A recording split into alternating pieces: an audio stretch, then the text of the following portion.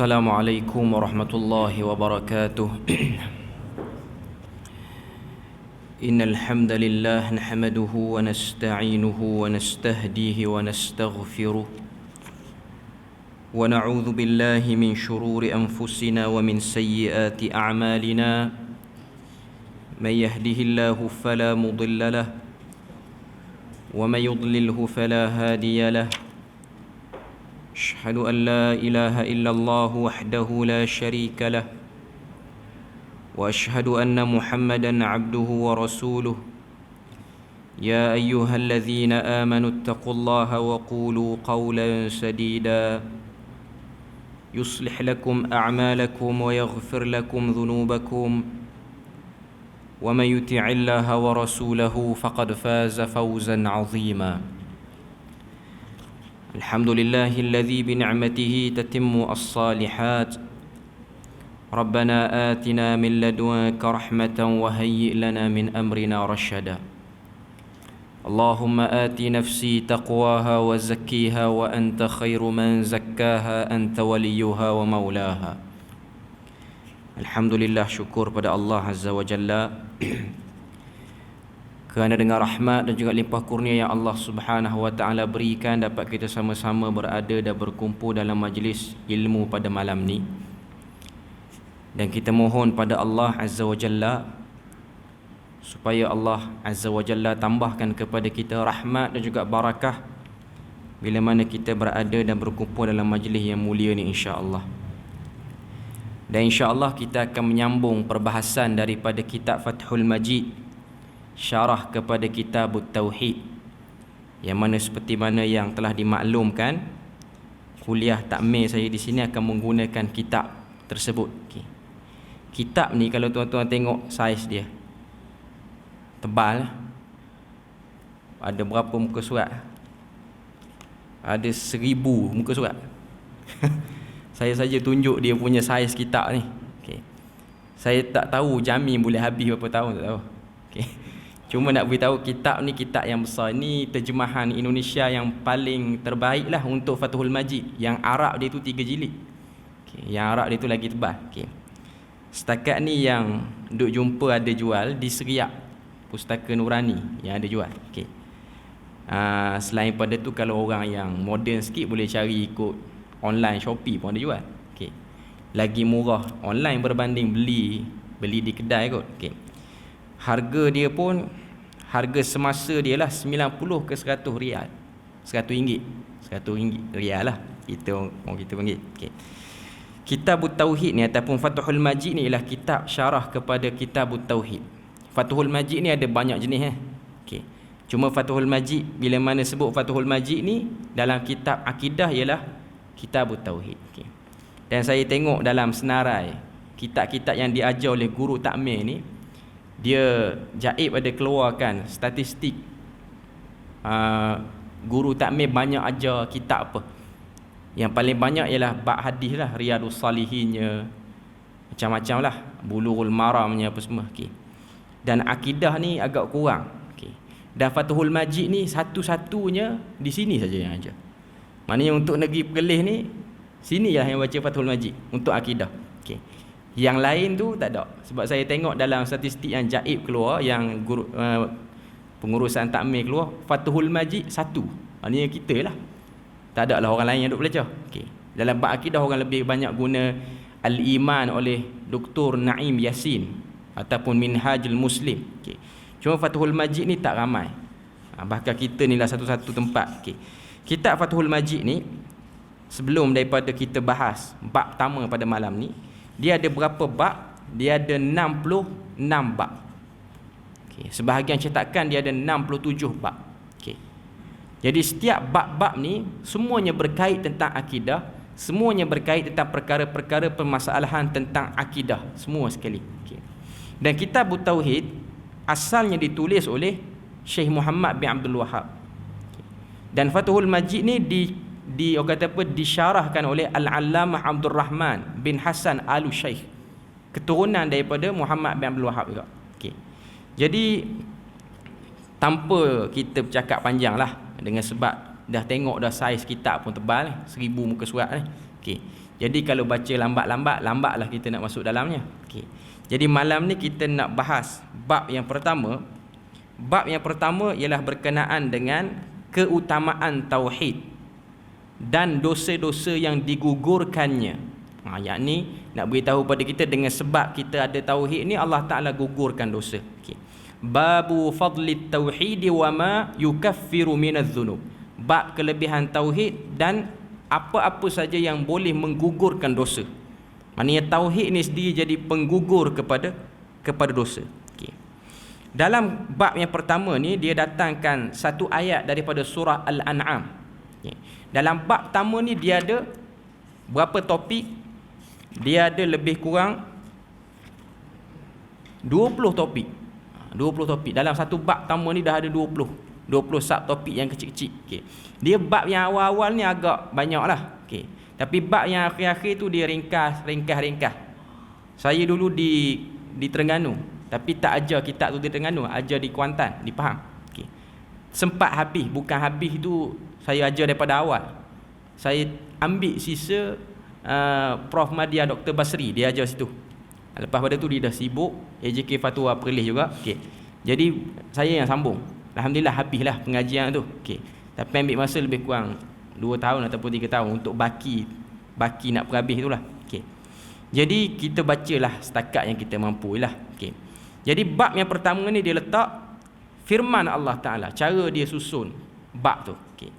Wa qaulullahi ta'ala, dan firman Allah Taala, alladzina amanu wa lam yalbisu imanahum bizulmin ulaika lahumul amnu wa hum muhtadun. Firman Allah Ta'ala surah Al-An'am ayat yang ke-82. Ayat tadi itu bermaksud orang-orang yang beriman dan tidak mencampur adukkan iman mereka dengan kezaliman. Lam yalbisu imanahum bizulmin. Tidak campur adukkan iman yang dah ada dalam hati dengan kezaliman. Kezaliman sini maksud dia kesyirikan. Sebab tu dalam surah Luqman Allah Ta'ala sebut innasyirka la zulmun azim. Syirik itu kezaliman yang sangat besar. Apa Allah Ta'ala sebut dalam ayat ni? Ulaika lahumul amn. Mereka itulah orang-orang yang mendapat keamanan, yakni ketenangan jiwa di dunia dan juga keamanan di akhirat dengan sebab ada iman. Wa hum muhtadun, dan mereka akan mendapat hidayah, sentiasa berada dalam keadaan hidayah. Ayat yang ke-82 surah Al-An'am ni cerita fadilat orang yang ada iman. Fadilat orang yang ada iman, apa Allah Ta'ala kata? Lahumul amn. Kita Melayu pun sebut aman. Al-amnu situ maksud dia aman. Okay. Jadi nak sebut sini bahawasanya Allah Ta'ala beri aman. Aman apa? Adakah aman daripada gangguan musuh? Aman sini maknanya tenang jiwa. Merujuk kepada zaman sahabat, bila mana mereka terima iman, mereka jadi orang yang merdeka jiwanya. Walaupun mereka tu dibantai ataupun disakiti jasadnya, tapi jiwa tu merdeka, jiwa tu aman. Sebab tu kalau kita tengok Bilal bin Rabah ketika mana dipukul oleh tuan dia, apa Bilal bin Rabah sebut? Ahadun ahad, Tuhan yang esa, Tuhan yang esa. Badan sakit tapi jiwa tu tenang dengan keimanan. Itu maksud al-amnu situ, maksudnya keamanan dalam jiwa. Walaupun dipenjara, walaupun disakiti, tapi jiwa tu rasa mulia dengan apa yang dia ada. Kemudian al-amnu yang kedua maksudnya keamanan, keselamatan pada azab Allah di akhirat nanti. Itu yang paling besar. Wa hum muhtadun, dan bila mana duduk atas dunia ni mereka dalam keadaan yang sentiasa akan dapat hidayah. Okay. Lepas pada tu penulis rahimahullah dia letakkan kepada kita satu hadis. Okay, kita tengok hadis ni. Hadis ni ialah hadis yang diriwayatkan oleh Al-Imam Bukhari dan juga Al-Imam Muslim, maknanya dalam kedua kitab sahih tu, daripada sahabat bernama Ubadah bin Samit. Okay. Qala Rasulullah sallallahu alaihi wasallam, berkata Ubadah, berkata Rasulullah sallallahu alaihi wasallam, man syahida an la ilaha illallah wahdahu la syarikalah wa anna Muhammadan abduhu wa rasuluhu wa anna Isa abdullahi wa rasuluhu wa kalimatuhu alqaha ila Maryam wa ruhum min wal jannatu haqqun wan naru haqqun adkhalahu Allahul jannah ala ma kana minal amal. Hadis ni pun maksud dia kita akan baca nanti, cuma nak cerita dulu dia berkait dengan fadilat tauhid juga. Tengok kata Ubadah kata, Nabi kata apa? Nabi kata man syahida, sesiapa yang bersaksi alla ilaha illallah, tiada Tuhan yang berhak disembah melainkan Allah Ta'ala satu-satunya, la syarikalah, tidak disyirikkan Allah Ta'ala itu, wa anna Muhammadan, dan sesungguhnya Nabi Muhammad itu hambanya dan rasulnya, wa anna Isa abdullahi wa rasuluhu wa kalimatuhu, dan Nabi Isa itu ialah rasulnya dan hambanya dan juga kalimahnya, yakni tanda kebesarannya, alqaha ila Maryam, yang telah diletakkan kepada ibunya Maryam, wa ruhum min, dan roh itu datang daripada Allah, wal jannatu haqqun, dan syurga itu benar, wan naru haqqun, dan neraka itu benar, adkhalahullahu al-jannah ala ma kana minal amal, Allah Ta'ala akan masukkan dia dalam syurga sesuai dengan amal yang dia lakukan. Hadis ni Nabi highlightkan beberapa perkara penting menjadi prasyarat utama nak jadi ahli syurga.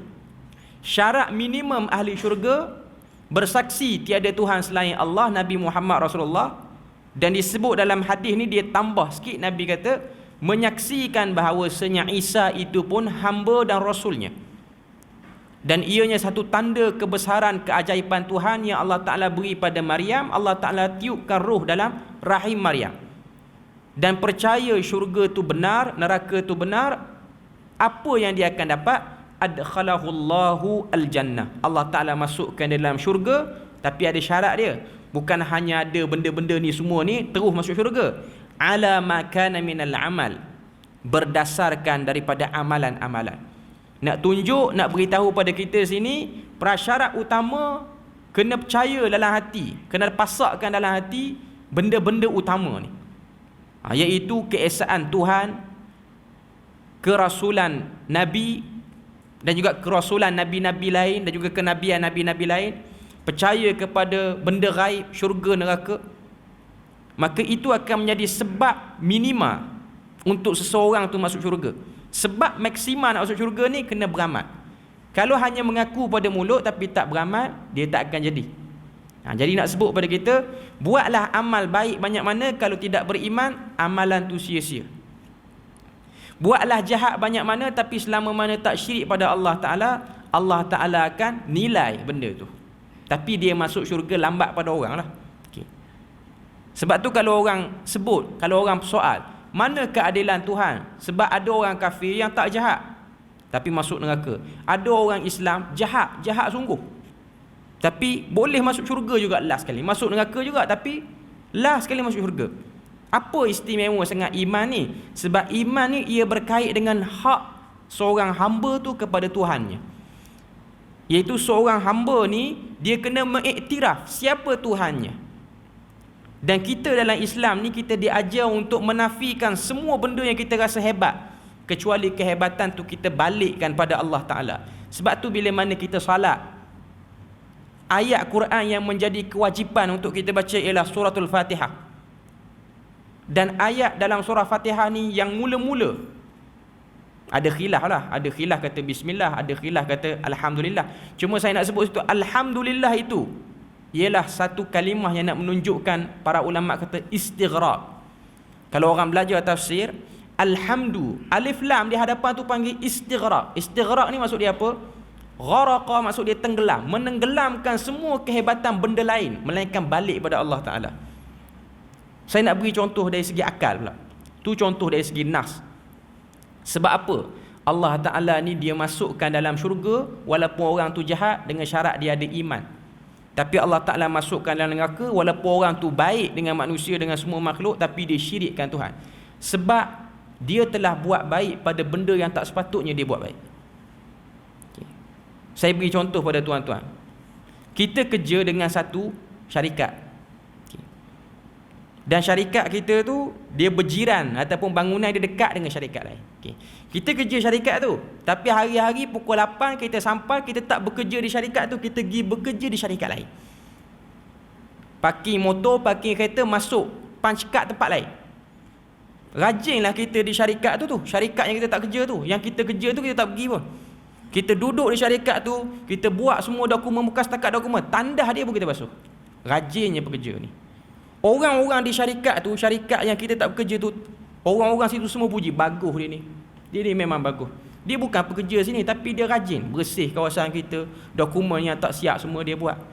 Tapi kalau orang tanya syarikat yang tempat dia bekerja, macam mana pandangan kamu terhadap kerja tu? Oh, teruk. Kerja sini, sign agreement sini, pergi kerja syarikat sana. Saya nak sebut pada tuan-tuan nak bagi faham. Sebab apa Tuhan marah sangat orang sembah benda lain. Ataupun contoh lain. Tuan-tuan ada isteri tuan-tuan dia pergi baik ataupun dia pergi layan lelaki lain. Dia tak lawan pun tuan-tuan. Dia kat rumah, dia tak tinggi suara, dia layan elok. Tapi bila tuan-tuan pergi kerja, dia pergi layan orang lelaki lain pula. Dekat rumah dia tak marah, dia tak puji pun lelaki yang dia layan tu. Dekat rumah dia layan kita, dia tak sebut apa pun yang dia buat kat orang tu. Okay. Cuma sampailah maklumat orang kata, isteri kamu ni lepas pada kamu keluar pergi kerja, dia pergi layan orang lelaki lain. Macam dia layan kamu. Baiklah. Okay. Apa reaksi kita sebagai suami? Kita akan kata, baguslah tu. Dah aku tak ada kat rumah, dia layan orang lain pula. Kita kongsi kan dia dengan orang lain. Kita akan kata lelaki itu dayuth. Sebab hak perempuan itu hanya kekal dengan dia. Jadi Tuhan pun dia tak suka kita buat baik pada benda lain ataupun kita sangka benda lain tu sama hebat macam dia.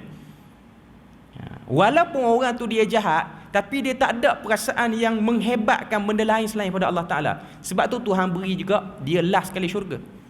Orang kafir walaupun dia baik, memang baik, semua bantuan dia bagi, tapi dia tak ada benda tu. Dia hebatkan benda lain. Okay. Sebab itu Tuhan murka. Walaupun kebaikan dia tu diiktiraf lah. Kita pujilah kebaikan dia tu. Okay. Cuma dalam bab keimanan tu dia tak dapat. Sebab tu hadis Nabi sebut, adkhalahullahul jannah, Allah Ta'ala masukkan dalam syurga orang yang ada iman, ala ma kana minal amal, tapi bergantung pada amalannya. Maknanya perlu ada gerak kerja lain untuk merealisasikan iman tu. Okay. Kemudian dibawa lagi hadis yang lain. Walahuma fi hadisi Itban, fa innallaha harrama 'alan nari man qala la ilaha illallah yabtaghi bidzalika wajhallah. Riwayat yang kedua, riwayat daripada Al-Imam Al-Bukhari juga, daripada hadis yang daripada seorang sahabat bernama Itban. Itban kata, Nabi kata, innallaha harrama 'alan nar. Sesungguhnya Allah Ta'ala mengharamkan masuk neraka bagi siapa? Orang yang sebut la ilaha illallah. Tapi bukan hanya sebut di lidah. Sebut sini sekali dengan penyaksian, sekali dengan dalam hati tu sama juga dengan apa yang dia sebut, dan dia tunjukkan sikap orang yang sebut kalimah tu. Sebab tu kalau kita belajar dalam bab tauhid ni, ta'arif bagi iman ni 3. Tasdik, benarkan dalam hati, kemudian kita sebutkan di lidah kita, kemudian kita amal. Kurang salah satu, orang tak panggil orang tu beriman, melainkan kena lengkap 3-3 tu. Kalau dia kata saya beriman, cuma saya tak beramal lah, iman dia kurang. Sebab tu dalam istilah ilmu akidah dia panggil pahaman macam ni murji'ah. Dia baik, cuma tudung tak berapa nak pakai, beriman. Dia adalah iman tu, kita tak nafikan iman, tapi tak sempurna. Lebih baik orang yang bila mana dia sebut dia beriman, dia tunjukkan perilaku orang yang beriman. Okay. Hadis yang seterusnya yang diletakkan sini, wa an Abi Sa'id Al-Khudri an Rasulillah sallallahu alaihi wasallam qala Musa. Berkata Nabi Musa, dia kata Abu Sa'id Al-Khudri kata, Rasulullah kata, berkata Nabi Musa alaihi salam. Apa Musa kata?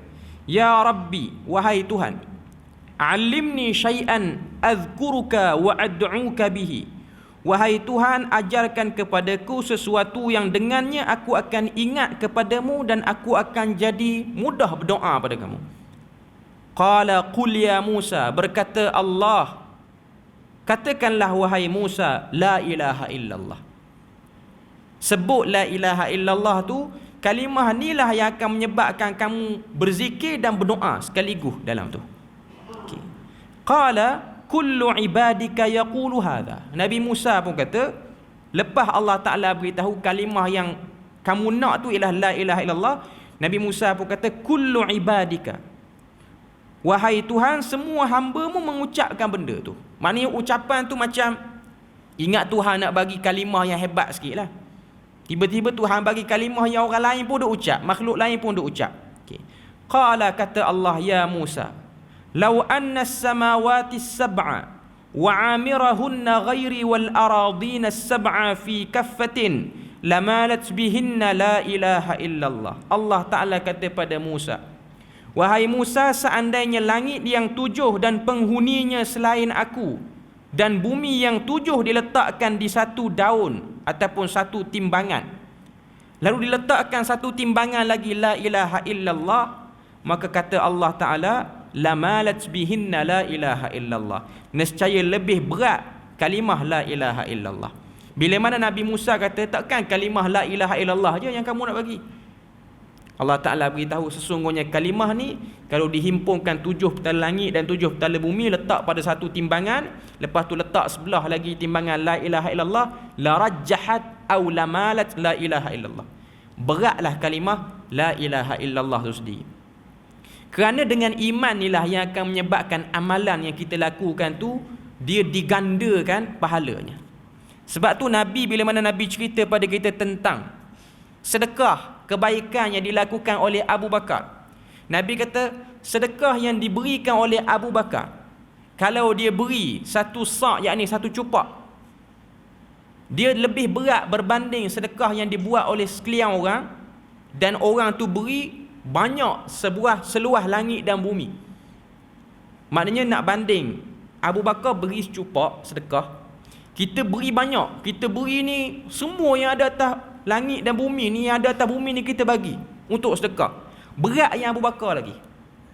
Apa beza pemberian Abu Bakar dengan pemberian kita? Abu Bakar beri, kita pun beri, Nabi kata. Yang membezakannya ialah iman dalam hati Abu Bakar tu. Sebab Abu Bakar As-Siddiq tidak digelarkan dia dengan gelaran As-Siddiq kerana dialah orang yang tidak pernah ragu dengan apa yang diturunkan. Abu Bakar ni Allah Ta'ala beri pada dia satu nikmat, turun apa benda pun dia terima.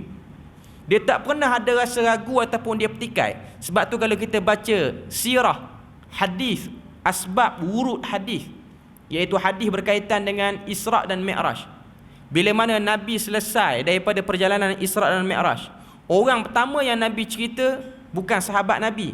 Orang pertama yang Nabi cerita mengikut riwayat ialah Abu Jahal. Itu orang pertama yang Nabi cerita. Sebab dalam riwayat sebut, bila mana Nabi turun dengan burak ke Mekah, selesai dah perjalanan ni, Jibril hantar Nabi betul-betul dekat kawasan Masjidil Haram, dekat-dekat kawasan Masjid, maknanya dalam kawasan masjid. Dan waktu tu waktu subuh, waktu sahur. Nabi baru sampai ni, perjalanan penuh keajaiban. Daripada Mekah pergi ke Baitul Maqdis, daripada Baitul Maqdis naik langit pertama, kedua, ketiga, keenam, ketujuh, sampai Sidratil Muntaha, balik semula ke bumi dalam satu malam, ke bumi Mekah dalam satu malam.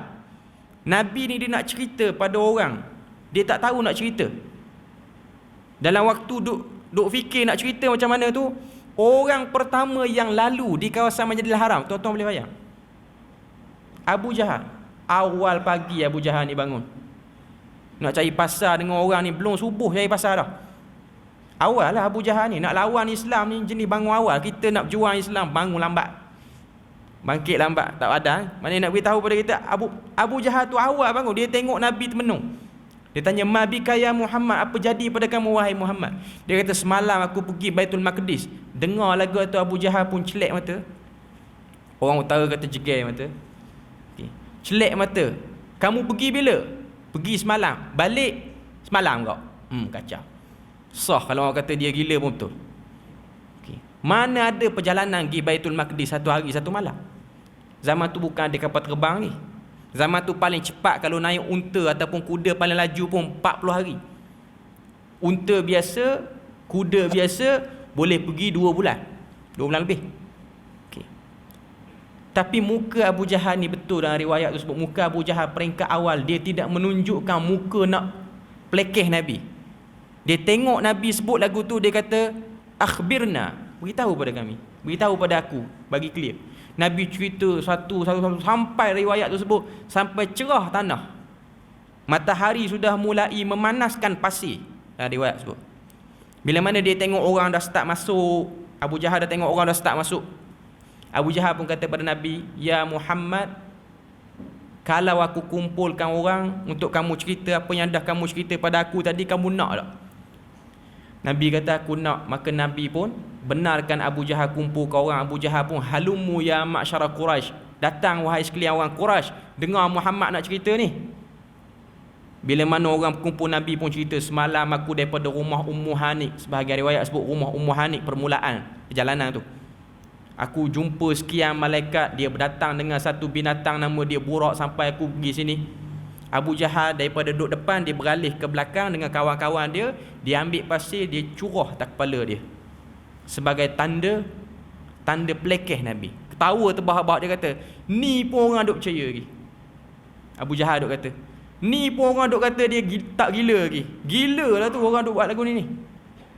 Dia sampai dekat, masa tu riwayat sebut Abu Bakar pun ada. Bila mana Abu Bakar ada, sahabat-sahabat yang dah masuk Islam pada waktu tu pun ada sekali. Sahabat-sahabat yang baru masuk Islam ni selain pada Abu Bakar, dia tanya Abu Bakar, sebab Abu Bakar ni lah yang paling rapat dengan Nabi. Dia tanya kepada Abu Bakar, "Wahai Abu Bakar, macam mana pandangan kamu terhadap cerita Muhammad, cerita Rasulullah?" Sebab yang panggil Rasulullah tu, para sahabat yang panggil Muhammad tu ialah yang bukan Islam. Jawab Abu Bakar, "Sadaqa ma qal." Apa yang dia sebut betul, aku tak ragu, aku tak rasa pelik. Betul. Saya selalu fikir, kalau kita baca riwayat ni, kita ni yang dah Islam ni lah, kalau kita waktu tu duduk situ, macam mana tuan-tuan nak fikir dengan logik akal waktu tu? Kita waktu tu, andai kata kita Islam lah, kita geng Nabi Muhammad, okay. First Nabi nak cerita ni, zaman tu bukan macam zaman moden. Kita ni ada tak rasa something sikit? Sebab dalam riwayat sebut, sahabat-sahabat selain Abu Bakar ni, dia ada rasa macam, "Ish, bahaya Nabi cerita lagu ni. Kalau betul tipu naya kita dah lah miskin, kita pun hamba juga. Ikut pula orang yang separa gila, benda tu boleh datang." Okay. Tapi Abu Bakar dia tidak ada rasa ragu pun. Sebab itulah Nabi kata, sedekah Abu Bakar walaupun sikit, pahala dia lagi besar berbanding sedekah orang lain yang memenuhi langit dan bumi sedekah dia. Itu yang membezakan iman. Sebab tu kekuatan iman dia disebut sebagai yatafawatun. Yatafawat ni maksudnya bergantung pada orang tu. Saya tak nak ceritalah cerita Isra' Mi'raj tu, cuma nak ambil contoh Abu Bakar tu sendiri. Dia tidak ada rasa ragu. Tidak pernah Abu Bakar ni merasakan keraguan kepada Nabi. Okay, jadi nak sebut pada kita sini, kata Allah Ta'ala kepada Musa berdasarkan hadis riwayat Abu Sa'id Al-Khudri ni, tapi hadis ni dinilai sebagai dhaif lah. Hadis ni sebagai penguat saja kepada bab kita ni. Nak sebut pada kita, kalimah la ilaha illallah ni bukan kalimah yang lekeh. Sebab tu ada hadis sebut afdalu zikri, sebaik-baik zikir itu la ilaha illallah. Bukan kita saja-saja sebut, kita sebut tu dengan jiwa dan perasaan. Kita rasa kita ni betul hamba Allah Ta'ala. Kita rasa semua benda yang kita dapat atas dunia ni daripada dia, ihsan dia, waktu kita sebut la ilaha illallah. Sebab tu Nabi sebutlah hadis yang lain, "Man kana akhiru kalamuhu la ilaha illallah dakhala al-jannah." Sesiapa yang perkataan terakhirnya la ilaha illallah, dia masuk syurga. Nak tunjuk pada kita apa? Bukan mudah kalau kita ni nak cabut nyawa, nak sebut la ilaha illallah tu bukan mudah. Sebutan pada waktu tu bukan bergantung pada kefasihan lidah, tapi bergantung kepada keyakinan hati. Bila mana nyawa sampai di gargarah, sampai di halkum kita ni, waktu tu kita berperang dengan apa yang dah kita imani daripada agama ni. Kita boleh sebut la ilaha illallah tu kerana amalan, bukan kerana petah ataupun fasihnya lidah pada waktu tu. Kemudian penulis rahimahullahu ta'ala, dia datangkan lagi satu hadis daripada Anas bin Malik, dan hadis ni diriwayatkan oleh Al-Imam Tirmizi. Kata Anas bin Malik, "Sami'tu Rasulullah sallallahu alaihi wasallam yaqul, qala Allah Ta'ala." Aku mendengar Rasulullah berkata. Nabi berkata, Allah Ta'ala berkata. Maknanya hadis kursi macam hadis tadilah. "Ya bna Adam, wahai anak Adam." Allah Ta'ala kata, "Lau ataitani bi qurabil ardi khataya." Sekiranya kamu datang kepadaku dengan memikul dosa sepenuh bumi. Thumma laqitani, kemudian bertemu denganku, la tusyriku bi syai'a, dalam keadaan kamu tidak mensyirikkan aku. Kamu buat dosa besar, tapi dosa satu je kamu tak buat, iaitu syirik. Dosa banyak datang sepenuh bumi, kata Nabi. La ataituka bi qurabiha maghfirah, aku akan datang dan aku akan balas kamu punya tak syirik tu, amalan yang tak syirik, jaga tauhid, jaga iman tu, aku akan balas dengan sebesar-besar keampunanku. Jadi nak sebut pada kita, syirik ni ialah satu benda yang sangat ditekankan. Sebab tu dakwah Nabi peringkat awal 13 tahun berada di Mekah ni, Nabi hanya fokus tentang tauhid dan lawannya ialah syirik. Dan Nabi fokus tentang hari kiamat ataupun benda-benda gaib, syurga, neraka, hari kiamat, alam kubur. Itu fasa 13 tahun. Fasa pengukuhan 10 tahun seterusnya di Madinah ni, dia akan sebut tentang ibadah badan kita, ibadah perkataan kita. Maknanya puasa, solat, apa semua ni, zakat. Cerita tu cerita di Madinah. Cerita di Mekah ni ialah cerita ibadat paling besar, iaitu tauhid. Tauhid ni, kita duduk dalam majlis kan ni, kita belajar macam mana nak tauhidkan, nak kuatkan iman. Ini ibadah, walaupun dia tak ada ritual, kena bentang sejadah, kena buka kitab, kena tulis apa semua, tak ada. Cuma kita letakkan dalam hati kita, semua benda tak hebat, Allah Ta'ala paling hebat. Semua benda lemah, Allah Ta'ala paling kuat. Kita pun lemah, kita bergantung pada dia. Kita datang masjid pun kerana dia, dan Allah Ta'ala sebut kalau kita syukur atas nikmat ni, Tuhan akan tambah lagi nikmat. Dan kita pandai syukur tu pun kerana dia, bukan kerana kita punya lidah tu kemas ataupun iman kita tu dah kuat, kita pun jadi cerdik sikit nak bersyukur. Bukan. Taufik untuk bersyukur tu pun datang pada Allah Ta'ala. Sebab tu Nabi pesan pada kita banyak bab. Kita tak boleh menghukum orang yang kita tengok zahirnya dia tu ada problem. Sebab kita tak tahu penutup bagi setiap orang tu tak sama. Boleh jadi orang yang elok, baik, semua okey, tapi penutup dia jahanam. Boleh jadi orang yang permulaan dia problem, hidup dia problem, tapi penutup dia elok. Jadi ini berkait dengan keimanan. Okay. Jadi bab pertama ni dia datangkan ayat Quran, iaitu surah Al-An'am ayat yang ke-82, cerita tentang kelebihan iman. Allah Ta'ala kata, walam yalbisu imanahum bizulmin ulaika lahumul amnu wa hum muhtadun. Orang-orang yang tidak mencampur adukkan iman dan juga kezaliman, mereka itulah orang-orang yang aman dan mereka dapat hidayah. Kalau kita tengok dalam tafsir, ketika mana turun ayat daripada surah Al-An'am ayat 82 ni, para sahabat dia jadi bimbang. Bimbang sebab apa? Sebab mereka ni dulu pernah syirik, lepas tu baru masuk Islam. Sebab ayat tu kata walam yalbisu imanahum bizulmin. Orang yang tidak mencampur adukkan imannya dengan kezaliman, yakni kesyirikan. Ada seorang sahabat tanya Nabi, ya Rasulullah, kita semua ni dulu pernah syirik. Pernah duduk dalam jahiliah. Siapa di antara kita yang selamat daripada kesyirikan dulu? Nabi kata ada pun yang dulu tu tak dikira. Yang kira ni yang sekarang ni, yang lepas masuk Islam ni, lepas mengucap, lepas bai'ah dengan aku ni, kamu duk buat dah lagi amalan jahiliah? Tak buat. Okay, tak buat, tak masuk. Nak sebut pada kita apa dia? Kebimbangan para sahabat ni luar biasa. Bimbang amal dia orang tu terbang hancur lagu tu je. Lepas tu baru masuk kandungan bab. Ini style penulisan Kitabut Tauhid ni. Dia nak start satu bab, dia akan letak Quran, hadis, penyokong kepada tajuk bab. Bab kita tu apa? Fadlut Tauhid, dan apa yang menghapuskan dosa. Wa ma yukaffirudz dzunub. Okay. Jadi saya nak baca sikit dia punya kandungan bab ni. Kandungan bab ni kita dah sebut tadi. Subtopik dia ada berapa? Ada 20. Walaupun 20 bukanlah satu bab tu sampai 10 muka surat. Satu bab tu kadang-kadang 2 baris je. Cuma dia orang kata apa, nak bagi ada point. Okay.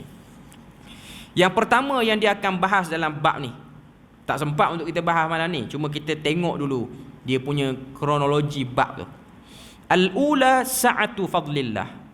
Yang pertama yang akan dibahas dalam bab ni ialah luasnya kurnia Allah Ta'ala. Cantiknya penulis ni, dia nak cerita tentang tauhid, dia cerita tentang kurniaan Tuhan. Dia tak cerita tentang murka Tuhan. Ini antara ulama, contoh ulama yang faham cara nak beritahu kepada orang ni, jangan cerita Tuhan marah dulu, cerita Tuhan sayang dulu. Cerita Tuhan marah ni menyebabkan orang jadi nampak macam ketak dada nak buat. Cerita Tuhan nak yang ni, Tuhan nak beri yang ni, itu cara tarik ataupun cara menyampaikan kebenaran tu. Yang pertama, sa'atu fadlillah, luasnya kurnia Allah.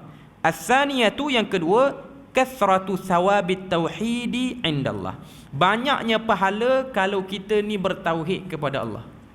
Kita ni jelas tauhid ni, walaupun kita taklah pegang tasbih berzikir, taklah pegang Quran baca, taklah solat sunat banyak, tapi duduk dalam hati ni percaya semua benda ni tak kuat melainkan Tuhan. Lagu tu kita duduk. Kedudukan lagu tu pun ada pahala. Okay. As-salisah, yang ketiga, takfiruhu ma'a dhalika lidzunub. Bersamanya banyak pahala tersebut, maka bertauhid juga akan meleburkan dosa-dosa. Yang kedua tadi kata ada tauhid ni banyak pahala, dan ada tauhid ni pun dia akan hampuskan ataupun hancurkan dosa-dosa. Ar-rabi'ah, yang keempat, tafsir ayat Al-thaniyatu wa-thamanun allati fi suratil An'am. Tafsir ayat yang ke-82 daripada surah Al-An'am, iaitu ayat permulaan pada bab. Dia akan tafsirkan kepada kita apa maksud ayat tu. Okay. Al-khamisah, yang kelima, ta'ammali khamsal lawatiya fi hadis Ubadah. Poin yang kelima ataupun subtopik kelima, perhatikanlah 5 perkara yang telah disebutkan dalam hadis Ubadah tu. Hadis yang dah kita baca tadi. Hadis yang kata man syahida alla ilaha illallah sampailah wal jannatu haq wan naru haqqun. Hadis tu. As-sadisah, yang keenam, annaka idza jama'ta bainahu wa baina hadis Itban wa ma ba'dahu tabayyana laka ma'na qawli la ilaha illallah wa tabayyana laka khata'ul maghrurin. Yang keenam ni, jika anda menggabungkan dengan hadis Itban. Hadis Itban tu apa tadi? Hadis yang Nabi kata Allah Ta'ala haramkan neraka kepada orang yang sebut la ilaha illallah. Kata penulis, siapa yang gabungkan hadis Itban dengan apa yang sesudahnya, maka jelaslah bagi kita makna la ilaha illallah, dan kita akan mengetahui kekeliruan orang yang tertipu. Jadi yang keenam ni nak sebut pada kita macam mana nak faham kalimah la ilaha illallah yang betul, dan macam mana nak faham orang tu tersalah faham la ilaha illallah. Macam mana nak tahu orang tu salah faham. Itu pun dibahas pada bab yang keenam ni. Okay. Yang ketujuh, at-tanbihu lisyarti alladhi fi hadis Itban. Yang ketujuh, peringatan tentang syarat yang tercantum pada hadis Itban, iaitu syarat-syarat yang perlu ada ketika mana kita nak tahqiq ataupun kita nak benarkan kalimah la ilaha illallah tu. As-saminah, yang ke-8, kaunul anbiya'i yahtajuna litanbihi ala fadli la ilaha illallah. Yang ke-8 penulis kata, bab yang ke-8 ni ialah bab berkenaan para nabi juga diingatkan oleh Allah Ta'ala tentang keutamaan la ilaha illallah. Hadis tadi kita dah baca dah. Hadis Abu Sa'id Al-Khudri tu. Bila mana Nabi Musa tanya Allah Ta'ala, berikanlah kepada aku kalimah yang menyebabkan aku ingat pada kamu dan aku berdoa pada kamu. Allah Ta'ala kata, qul la ilaha illallah, katakanlah la ilaha illallah. Nabi Musa pun kata, kalimah ni banyak hamba kamu sebut. Nak sebut pada kita apa? La ilaha illallah ni kadang-kadang Nabi pun kena peringat. Allah Ta'ala peringat pada Nabi, jangan main-main dengan kalimah tu. Okay. Macam kita ni yang tak Nabi lagilah kena peringat besarnya kalimah la ilaha illallah. Sebab tu mimbar Jumaat, tiap-tiap Jumaat, hari ni hari Jumaat, okay, antara benda utama yang akan disebut dalam Jumaat ni, dalam khutbah Jumaat ni apa dia? Peringatan takwa. Tapi dengan sebab takwa tu duduk dengar tiap-tiap hari, dia nampak macam lekeh dah kata takwa tu. Sebenarnya ia benda besar. Sebab tu menjadi syarat sah kepada khutbah, kena sebut benda tu. Tak sah khutbah kalau tak sebut tentang peringatan tentang takwa tu sendiri. Yang kesembilan, at-tanbih li rujhaniha bi jami'il makhluqat ma'a anna kathiran mimman yaquluha yakhiffu mizanuhu. Kesembilan, keterangan tentang lebih beratnya kalimah la ilaha illallah berbanding seluruh makhluk, padahal banyak orang mengucapkannya dan timbangannya menyebabkan amalan-amalan lain ataupun benda lain jadi ringan. Al-ashirah, yang ke-10, an-nassu ala anna al-aradin sab'u kas-samawat. Yang ke-10 kata penulis, daripada hadis-hadis yang dah disebut pada awal bab tadi, keterangan jelas menunjukkan pada kita bumi itu 7 lapis, seperti mana langit itu pun 7 lapis. Sebab Nabi sebut tentang benda tu. Al-hadiyata asyara, yang ke-11, anna lahunna ummaran, langit dan bumi ada penduduknya. Maknanya kedua-dua tempat. Kita jangan ingat bumi saja ada penduduk, langit ni pun ada penduduk. Langit ni start mana? Para ulama selisih nak tahqiq langit ni bermula di mana. Pendapat yang paling masyhur, langit ni mana? Luar pada bumi langit. Itu dah kira lapisan langit dah. Pendapat yang lagi, orang kata apa, lagi dekat dengan bumi ni, apa yang ada atas pada tanah ni kira bumi, kira langit. Kita ni kaki duduk di bumi, badan duduk di langit. Sebahagian kata lagu tu. Maknanya benda-benda kita ni kaki je duduk di langit sekarang ni, duduk di bumi. Tubuh badan ni duduk di langit dah. Itu pandangan. Okay. Seterusnya yang ke-12, al-thaniyata asyara isbatus sifat khilafan lil asy'ariyah, menetapkan sifat-sifat yang menyelisihi golongan Asy'ariyah. Yang ni dia agak sensitivity sikit lah. Okay. Kita baca juga yang ni. Okay. Tapi kita bukanlah baca nak cari salah kumpulan orang. Okay. Cuma baca untuk tambah pengetahuan saja. Okay. Al-thalithata asyara, yang ke-13, annaka idza arafta hadits Anas arafta anna qawlahu fi hadits Itban fa inna Allah harrama 'ala an-nari man qala la ilaha illallah yabtaghi bidzalika wajha Allah annahu tarku syirki laisa qawluha bil lisan. Yang ke-13, bab 13 ni kata penulis, jika anda tahu maksud hadis Anas dan juga tahu maksud hadis Itban tentang kelebihan la ilaha illallah dan meninggalkan syirik, maka kita akan faham kalimah la ilaha illallah ni bukan hanya disebut di lisan. Dia akan bahas pada kita tentang bab iman. Yang ke-14, ta'ammul jam'a baina kauni Isa wa Muhammad, merenungi kenapa Nabi menggabungkan diri dia dengan Nabi Isa untuk menunjukkan perumpamaan dua orang hamba Allah. Kita akan tengok sebab bab tentang Nabi Isa ni adalah satu benda yang agak teknikal sikit. Sebab kalau kita tengok zaman Nabi ni pun, Nabi ada satu keadaan, satu sirah kalau kita baca, Nabi ni dia pernah bermubahalah. Mubahalah ni maksud dia apa? Debat untuk pastikan siapa salah, siapa benar, dengan kumpulan Kristian daripada Najran, sehingga turun ayat-ayat daripada surah Ali Imran. Sebab ketuhanan Nabi Isa itu dan juga kerasulan dia menjadi titik beza kita dengan Kristian. Orang Kristian melihat Nabi Isa itu ada unsur ketuhanan. Orang Islam melihat Nabi Isa itu ialah mukjizat ataupun satu keajaiban Tuhan. Tapi ia bukanlah dalil Nabi Isa itu mempunyai intipati ketuhanan. Maknanya dia ada satu pengetahuan macam Tuhan juga. Okay. Yang ke-15, ma'rifatu ikhtisasi Isa bikaunihi kalimatillah, mengetahui pengkhususan Nabi Isa. Kenapa Nabi sebut dan Quran pun panggil Nabi Isa ni kalimatullah, kalimah Allah. Kalau kita tengok gelaran pada Nabi Isa ni, Isa Al-Masih. Isa Al-Masih itu maksud dia apa? Nabi Isa yang akan menghapuskan apa? Menghapuskan kepercayaan pada salib. Kita sambung, kita perhabis dia punya sub topik dia tu. Sebab apa digelar Nabi Isa dengan kalimatullah? Quran sebut kalimatuhu alqaha ila Maryam. Kita akan bahas dalam bab ni. Selain pada itu, Nabi Isa ni digelar dengan Al-Masih. Al-Masih ni maksudnya yang akan menghapuskan. Hapuskan apa? Hapuskan fahaman ketuhanan terhadap diri dia. Sebab tu kita akan tengok Nabi dalam hadis, Nabi sebut kedatangan Nabi Isa di akhir zaman nanti, dia akan bersama dengan Al-Imam Mahdi menyerang Dajjal. Apa yang akan dibuat oleh Nabi Isa ni, selain pada bunuh Dajjal apa semua ni, antara yang Nabi Isa akan buat ialah dia akan yukassirus salib wa yaqtuluna al-khinzir. Dia akan patahkan salib, palang-palang salib ni, dan juga dia akan bunuh babi.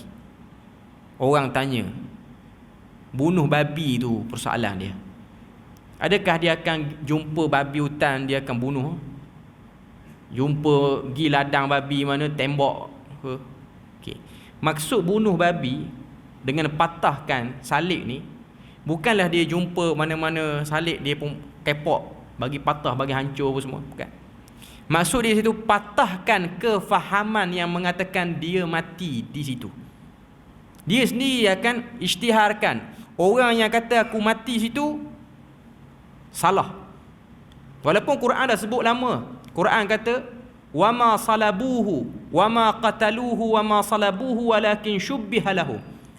Isa itu tidak dibunuh, tidak disalib, tetapi telah diserupakan Isa itu dengan orang lain. Cuma orang Kristian percaya dia mati di tiang ataupun di palang salib. Bunuh babi itu maksud dia apa? Membunuh kehalalan babi yang telah dilakukan oleh pihak yang tak bertanggungjawab dalam agama Kristian. Sebab orang Kristian memandang babi tak haram. Asalnya ajaran Nabi Isa ni babi haram. Bukan dia jumpa babi dia bunuh. Kejar babi tu, ligan babi tu bunuh. Bukan kerja Nabi Isa nak pergi buat lagu tu. Okay. Cuma dia akan isytihar. Yang Kristian minum arak hari ni itu tak betul, aku tak ajar pun dulu. Yang orang-orang perempuan dia orang tak pakai tudung hari ni, itu pun aku tak ajar dulu. Bahkan sampai hari ni pun kalau dia tengok Bible yang dipercayai ataupun yang dipegang oleh orang-orang Kristian hari ni, ada ayat tentang larangan dan juga hukuman bagi orang perempuan yang tak tutup kepala dia. Hukuman bagi orang Kristian yang tak tutup rambut dia, perempuan yang tak tutup kepala dia, perempuan tu kena dibotakkan, cukur bagi botak. Tapi kita tengok Kristian ini, dia beramal atau tidak? Tak. Yang duk beramal lagu tu siapa? Dia punya biarawati dia. Perempuan je lah yang pakai tudung lagu tu. Okay. Tapi kita tengoklah, kadang-kadang Kristian di negara Arab ni pakai tudung tak? Okay. Dia pakai tudung lagi labuh pada orang Islam pakai tudung lagi. Okay. Setengah-setengah lah Kristian Ortodok ataupun Kipti di Mesir tu masih lagi beramal dengan cara tu. Adapun Kristian tempat kita ni tak sangat lah. Yang pakai tudung ni biasanya sister ataupun nun dia orang. Okay. Seterusnya yang ke-17, yang ke-16, ma'rifatu kaunihi ruhan minhu, mengetahui kenapa Isa itu digelar sebagai roh darinya. Yang ke-17, as-sabi'ata asyrata ma'rifatu fadlil imani bil jannati wan nar, mengetahui keutamaan beriman dengan syurga dan neraka. Yang ke-18, ma'rifatu qawlihi ala ma kana minal amal, mengetahui sabda Nabi, kenapa Nabi kata masuk syurga tu akan dapat bagi orang yang ada la ilaha illallah Muhammad Rasulullah dan sekian-sekian itulah. Kemudian Nabi sebut di ujung bergantung pada amalnya. Kenapa Nabi sebut lagu tu? Itu akan dibahas pada bab ni. At-tasi'ata asyrata, yang ke-19, ma'rifatu annal mizana lahu kaffatan, yakin, percaya dan tahu al-mizan, timbangan ni dia jenis satu benda yang ada dua timbangan, dua mangkuk lah, ataupun kafah ni maksudnya dia terjemah dalam bahasa Indonesia daun tapi tak tepat, maknanya dua timbangan lah, dua mangkuk timbangan tu. Mizan tu jenis lagu tu, timbangan amalan tu lagu tu. Di alam ghaib nantilah, di padang mahsyar. Yang ke-10, yang ke-20, al-ishruna ma'rifatu zikril wajhi, mengetahui kenapa disebutkan wajah Allah. Okay, macam mana nak berta'ammul dengan hadis-hadis mutasyabihat ni pun akan dibahas dalam bab yang pertama. Bab pertama dah ada perbahasan tentang ni. Okay. Jadi kita dah sebutlah sini hadis bab ayat Quran yang menjadi ayat utama kepada bab ni, iaitu ayat yang ke-82 surah Al-An'am. Kemudian hadis yang diriwayatkan daripada Ubadah bin Samit, riwayat Bukhari Muslim. Lepas tu hadis Itban, riwayat daripada Bukhari. Kemudian hadis daripada Abu Sa'id Al-Khudri, riwayat Ibn Hibban juga Al-Hakim. Dan yang terakhir hadis riwayat Anas bin Malik yang diriwayatkan oleh Imam Tirmizi. Ini semua duduk pada bab yang pertama. Perbahasan pada bab pertama. Ni semua cerita. Semua tu akan dibahaskan dalam kitab Fathul Majid pada bab yang pertama ni. Kita dah sebut, penulis dia letak 20 subtopik untuk bab pertama ni. Penulis asal kitab Tauhid ni dia hanya letak ayat Quran, hadis. Yang syarah ni, yang tulis Fathul Majid ni, dia yang letakkan subtopik sampai 20 tu untuk bagi terang, bagi clear apa maksud dia. Okay. Jadi kita akan sambung perbahasan tu minggu yang ketiga ni insya-Allah. Subhanakallahumma wa bihamdik asyhadu an la ilaha illa anta wa astaghfiruka wa atubu ilaik. Wassalamualaikum warahmatullahi wabarakatuh.